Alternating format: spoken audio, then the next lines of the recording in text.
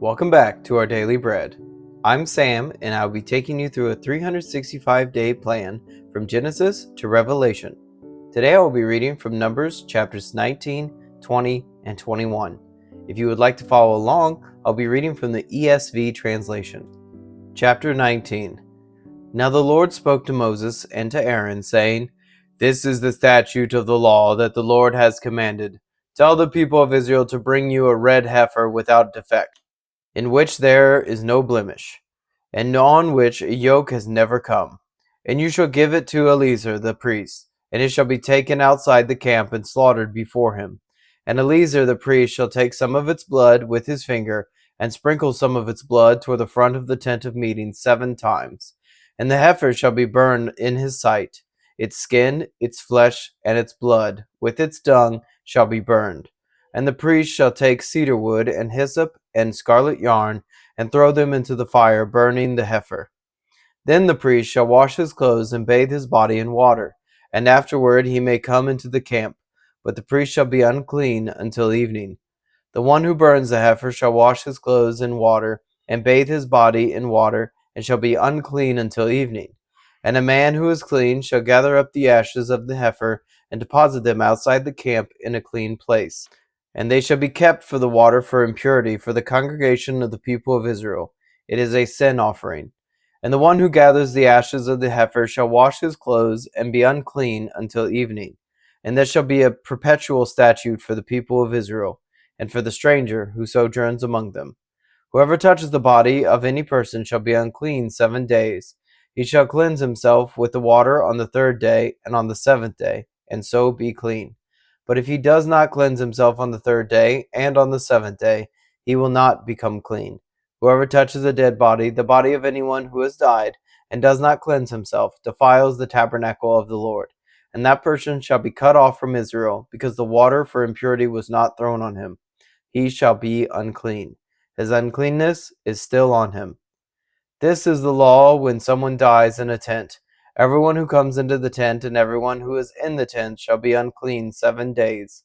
And every open vessel that has no cover fastened on it is unclean. Whoever in the open field touches someone who was killed with a sword, or who died naturally, or touches a human bone or a grave, shall be unclean 7 days. For the unclean they shall take some ashes of the burnt sin offering, and fresh water shall be added in a vessel. Then a clean person shall take hyssop and dip it in the water, and sprinkle it on the tent, and all of the furnishings, and on the persons who were there, and on whoever touched the bone, or the slain, or the dead, or the grave. And the clean person shall sprinkle it on the unclean on the 3rd day and on the 7th day. Thus on the 7th day he shall cleanse him, and he shall wash his clothes and bathe himself in water, and at evening he shall be clean.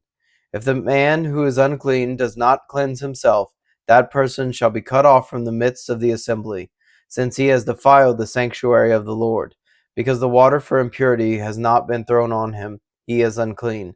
And it shall be a statute forever for them. The one who sprinkles the water for impurity shall wash his clothes, and the one who touches the water for impurity shall be unclean until evening. And whatever the unclean person touches shall be unclean, and anyone who touches it shall be unclean until evening. Chapter 20. And the people of Israel, the whole congregation, came into the wilderness of Zin in the 1st month, and the people stayed in Kadesh. And Miriam died there, and was buried there. Now there was no water for the congregation, and they assembled themselves together against Moses and against Aaron. And the people quarreled with Moses, and said, "Would that we had perished when our brothers perished before the Lord? Why have you brought the assembly of the Lord into this wilderness, that we should die here, both we and our cattle? And why have you made us come up out of Egypt to bring us to this evil place? It is no place for grain, or figs, or vines, or pomegranates, and there is no water to drink." Then Moses and Aaron went from the presence of the assembly to the entrance of the tent of meeting, and fell on their faces. And the glory of the Lord appeared to them. And the Lord spoke to Moses, saying, "Take the staff and assemble the congregation, you and Aaron your brother, and tell the rock before their eyes to yield its water. So you shall bring water out of the rock for them, and give drink to the congregation and their cattle." And Moses took the staff from before the Lord, as he commanded him. Then Moses and Aaron gathered the assembly together before the rock, and he said to them, "Hear now, you rebels, Shall we bring water for you out of this rock?" And Moses lifted up his hand and struck the rock with his staff twice, and water came out abundantly, and the congregation drank, and their livestock.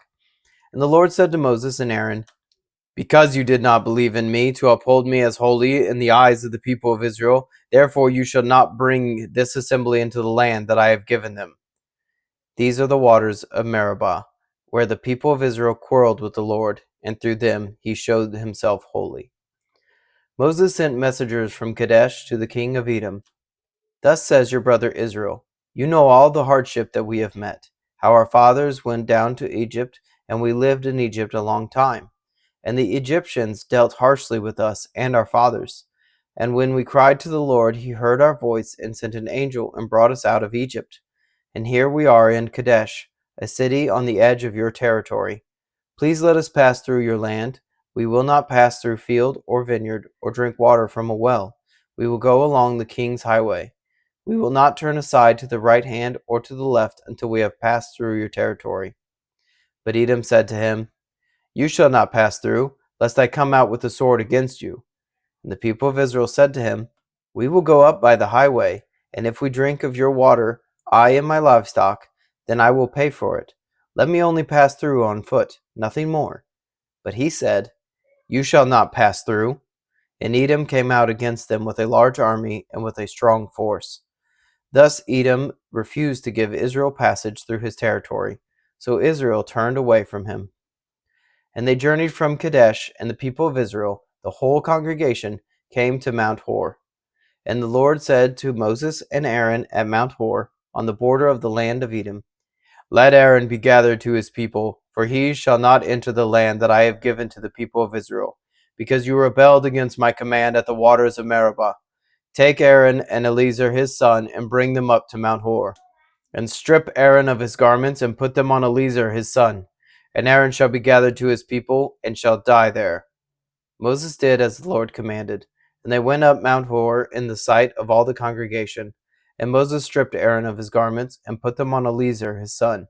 And Aaron died there on top of the mountain. Then Moses and Eleazar came down from the mountain. And when all the congregation saw that Aaron had perished, all the house of Israel wept for Aaron 30 days. Chapter 21. When the Canaanite, the king of Arad, who lived in the Negeb, heard that Israel was coming by the way of Arathim, he fought against Israel, and took some of them captive. And Israel vowed a vow to the Lord, and said, "If you will indeed give this people into my hand, then I will devote their cities to destruction." And the Lord heeded the voice of Israel, and gave over the Canaanites, and they devoted them and their cities to destruction. So the name of the place was called Hormah. From Mount Hor they set out by the way to the Red Sea, to go around the land of Edom. And the people became impatient on the way, and the people spoke against God and against Moses. "Why have you brought us up out of Egypt to die in the wilderness? For there is no food and no water, and we loathe this worthless food." Then the Lord sent fiery serpents among the people, and they bit the people, so that many people of Israel died. And the people came to Moses and said, "We have sinned, for we have spoken against the Lord and against you. Pray to the Lord that he take away the serpents from us." So Moses prayed for the people. And the Lord said to Moses, "Make a fiery serpent and set it on a pole, and everyone who is bitten, when he sees it, shall live." So Moses made a bronze serpent and set it on a pole.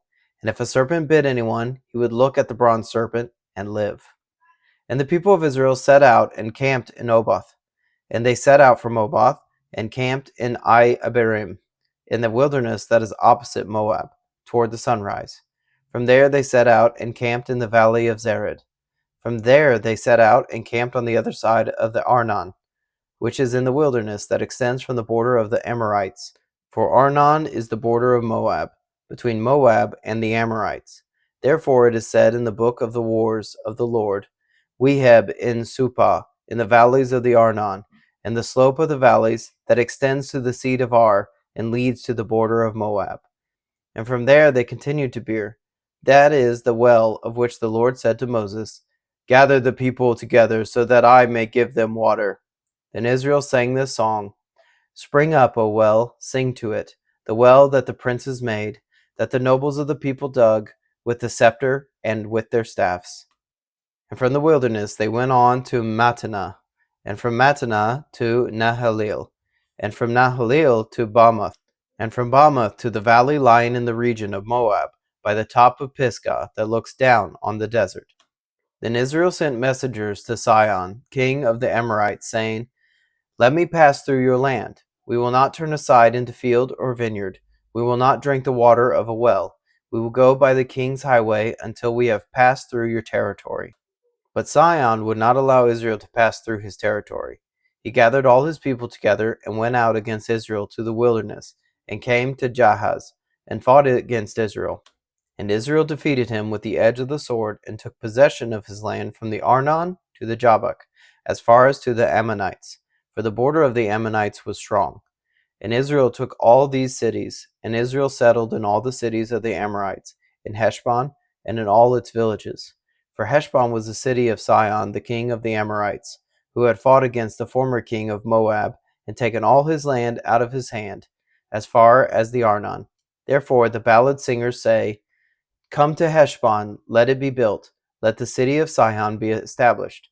For fire came out from Heshbon, flame from the city of Sihon. It devoured Ar of Moab, and swallowed the heights of the Arnon. Woe to you, O Moab! You are undone, O people of Chemosh. He has made his sons fugitives, and his daughters captives, to an Amorite king, Sihon. So we overthrew them. Heshbon, as far as Dibon, perished, and we laid waste as far as Naphah. Fire spread as far as Medeba. Thus Israel lived in the land of the Amorites. And Moses sent to spy out Jazer, and they captured its villages and disposed of the Amorites who were there.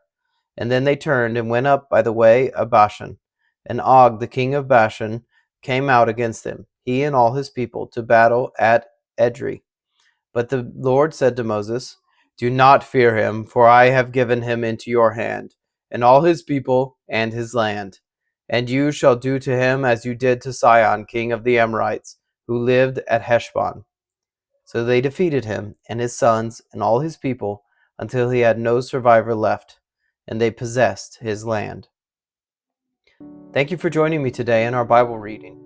You can find us on Substack and YouTube at Up+Out Show, or Our Daily Bread, wherever you get your podcasts. Please consider subscribing. If you enjoyed this reading today, please like and share. If you have any thoughts about the verses read, please leave a comment. Thank you, and have a blessed day.